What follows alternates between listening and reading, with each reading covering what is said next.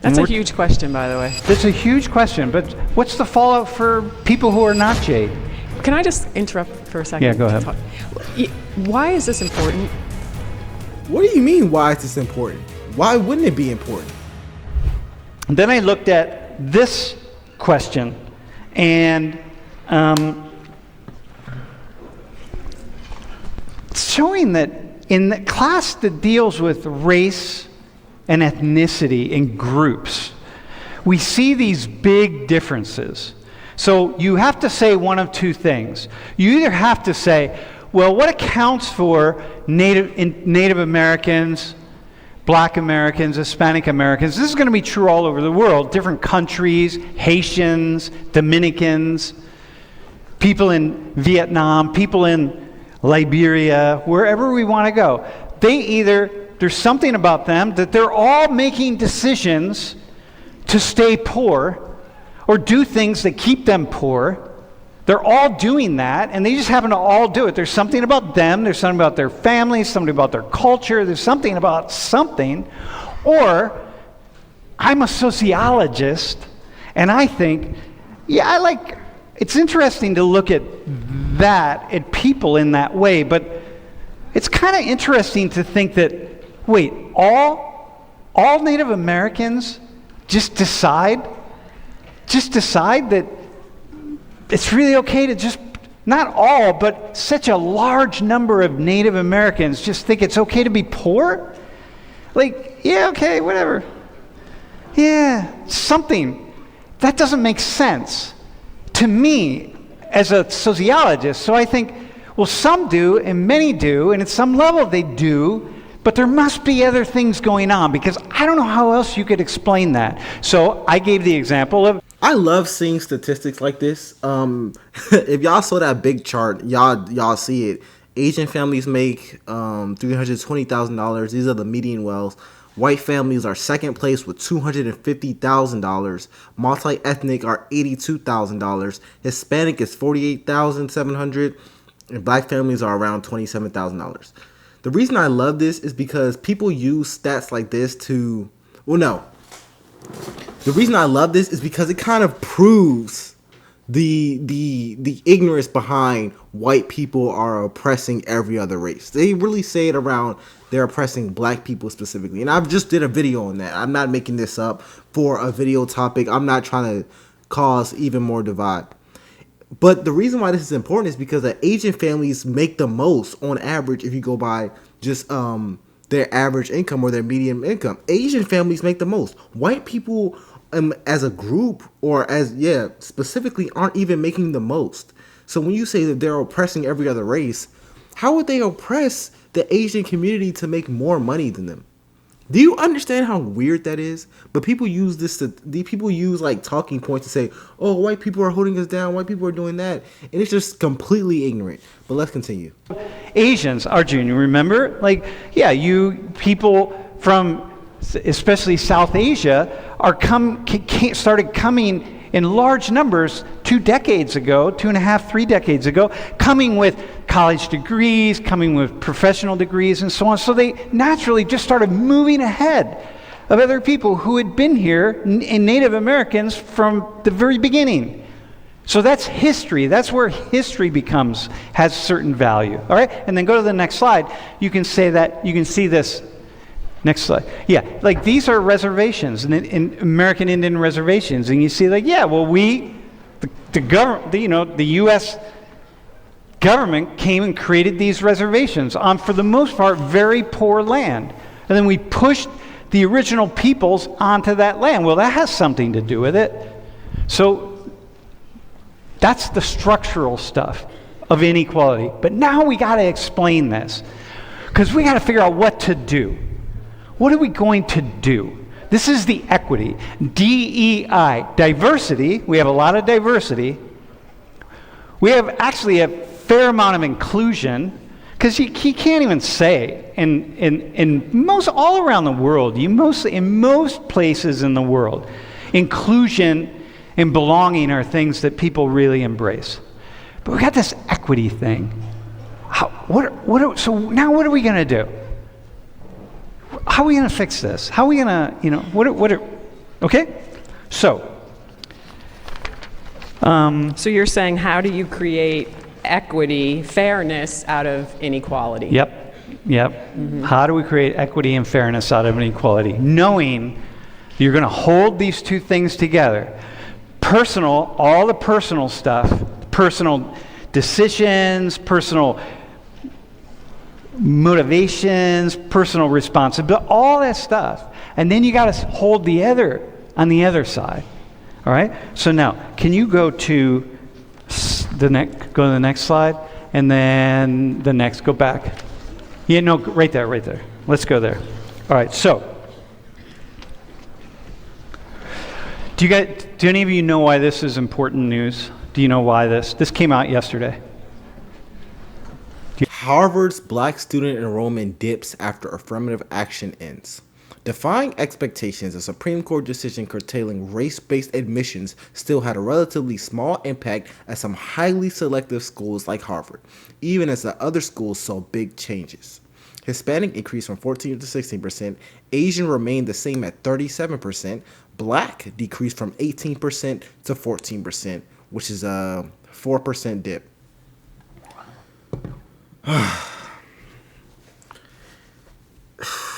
And here's my thing when it comes to this right here. He brought up diversity, equity, and inclusion. This will fall under equity specifically. And the reason I say it falls under equity is because this kind of shows, and I'm not going to say it's perfectly aligned because correlation is not always causation. But this correlation, you can kind of conclude that there was some equity in how the black students were getting into Harvard because it showed a 4% dip, which is much greater than even the second greatest, which is the Hispanics, which is, it's double. So the Hispanics was 14. No, Hispanic increased. So only black students decreased, which is, yeah, so this just shows equity. And the reason why this is a problem is because this causes divide. This causes divide, and it has been causing divide. And it just kind of sucks that it had to come to a freaking Supreme Court ruling for, I guess, fairness and how DEI operates. But yeah, that's just what had to happen, I guess. Do you have a sense of that? Wait, you got to introduce yourselves. I'm Jade. I'm a fourth year studying international studies. Mm-hmm. I'm Arjun. I'm a second year studying computer science. I'm Colin. I'm a third year studying cybersecurity. Okay. All right. Jade, Arjun, Colin. Right? Okay. Do you know why this is important? Last year, affirmative action ended, and certain people thought that it would increase their chances into getting into certain universities. Affirmative action. Which affirmative action? Affirmative action as in like your race is considered when you apply to college? When you apply to college. Yeah. Yeah. So the Supreme Court said, no, can't do that anymore. Yeah. Uh-huh. Uh-huh. And so this article pretty much shows that for certain people at least, affirmative action ending didn't improve their chances on getting into these universities. Well, here's the thing. Not all schools have reported their data yet. This just happened to be an article that showed up in the New York Times. Okay? For some schools are reporting that it appears to be, it's not having much of an impact at all. So the idea is, do either of you want to add to why this is a big issue? Or do you want to, we'll just go? We'll go. All right. So the idea is that the Supreme Court said, hey, you can't, universities, when you're deciding whether to admit applicants in the United States, you can't look at their race. You can look at all sorts of things. You can look at their records, you can look at where they're from, you can look at their school records. I mean, all of this, but you can't look at the race. It's just not fair. Because what appears to be happening is, it appears to be that people are not treating some people with equity. It's an unequal system. And the Supreme Court said, yeah, you made a good argument. Okay, so we're going to abandon that. All right? Now, But wasn't affirmative action and isn't affirmative action an attempt to address inequality and create equity? Let me ask Colin. What's affirmative action in a sense? How is affirmative action an Repeat attempt? after me. No. How is affirmative action an attempt to bring about greater equity? How's it work in college admissions? It's supposed to help those who are from a, less, it's so take it for instance that people from a higher class, like upper middle class, are. No, hang on. I'm going to help you. The word you were going to use and you didn't use that you were looking for is historically disadvantaged groups. Yes, yeah. So historically, it's to help historically disadvantaged groups. Affirmative action implies that black people are historically disadvantaged. I wouldn't even say historically let's just say it's historical disadvantage because the professor said it was a historical disadvantage. When it comes to affirmative action today, I think it should have been, and I think this just makes sense, it should have been more prone to income because as we know, education and income are directly correlated. I would say affirmative action should have been towards specifically lower income groups. I think if America did that, if American colleges did that, it would at least make more sense to other people. But what happens is it's specific for race, and that's the issue. If you're saying, okay, we're going to focus on race, it implies that black people are just inherently disadvantaged. And this is just not true. There are rich black people, there are rich Hispanic people, there are rich groups of every type of people. But affirmative action doesn't necessarily care about that. It doesn't care about how rich you are. It doesn't care about if you had tutors growing up. It looks just at race. Not just, but primarily at race. And that's the problem. If just because I'm black, like nothing else about my life, just because I'm black and my nickname is Jojo, that shouldn't affect if I should get into a school over someone else who is Asian or who's white or who's Hispanic. It shouldn't directly affect that. If you looked at my income levels, my family's income levels, even my school district, technically, then we can have a conversation. But just my race, there are rich people who have way more resources than white people. Rich black people who have way more resources than white people. It just is what it is. But let's continue.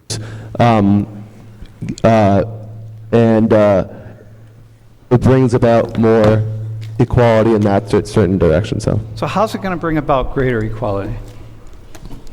How do you think? Any of you?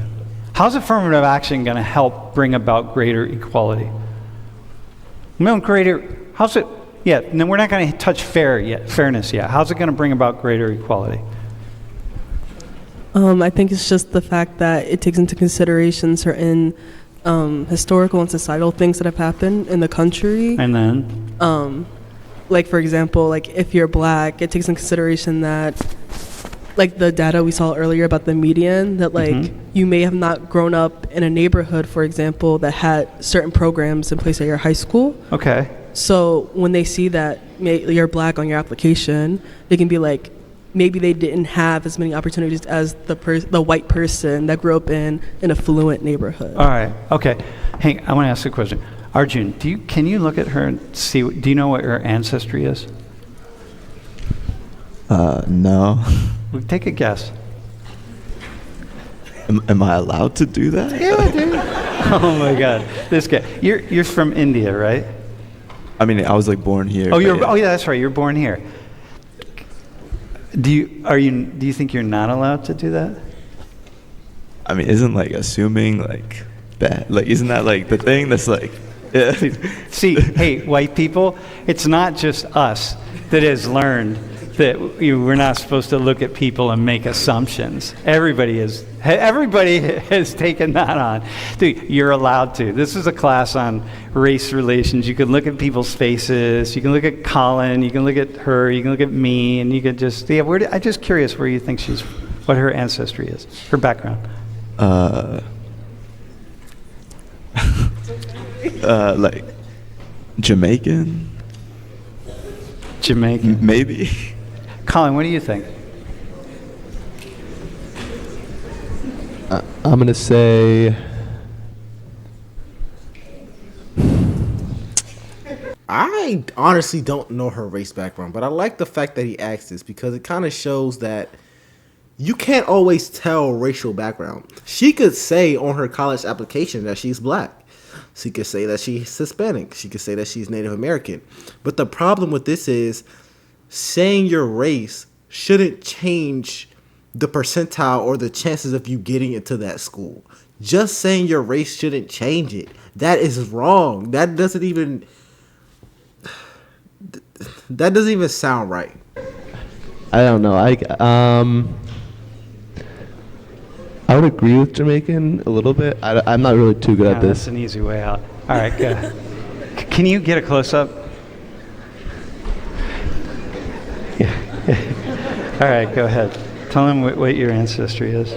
Okay, so my mom is Puerto Rican and Mexican, and my dad is black and white. Okay. All right, so listen. Now, what's the equity issue with regard to regard to admissions and enrollments? What's the equity issue? What's the Supreme Court saying?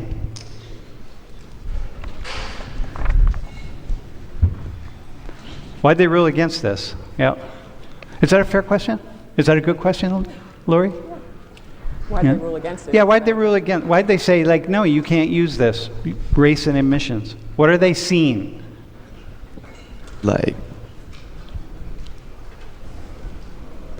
all right, like as like a like of Indian descent or like Asian, like, you know, I know like one of like the at least like this was something that like we saw a lot while applying for colleges and stuff was like it was like the equality of opportunity, something like that, right? Mm-hmm. It's like people argued that like no matter who you are, where you come from, you have like equal chance depending on where you started from, or like I guess like I mean I just found this out like last class about the structural thing. Not like found out, but like it went more into depth. To start about thinking about that. Yeah, but Okay, like yeah. So what happens if so we come along, Penn State comes along and says, Jade, okay, you're Mexican, you're black, you're white, all right, we're gonna like give you a little bit of something extra. What happens? Like what happens to me, or like Yeah, just what's the consequences of that? What's the fallout for everybody involved? Remember, equity. That's a huge question, by the way. That's a huge question, but what's the fallout for people who are not Jade? Can I just interrupt for a second? Yeah, go ahead. Why is this important? I think. What do you mean? Why is this important? Why wouldn't it be important? And I don't mean any disrespect towards her. I don't know where she's gonna go with this. But it's important because if you don't have these conversations, people will just be oblivious to it.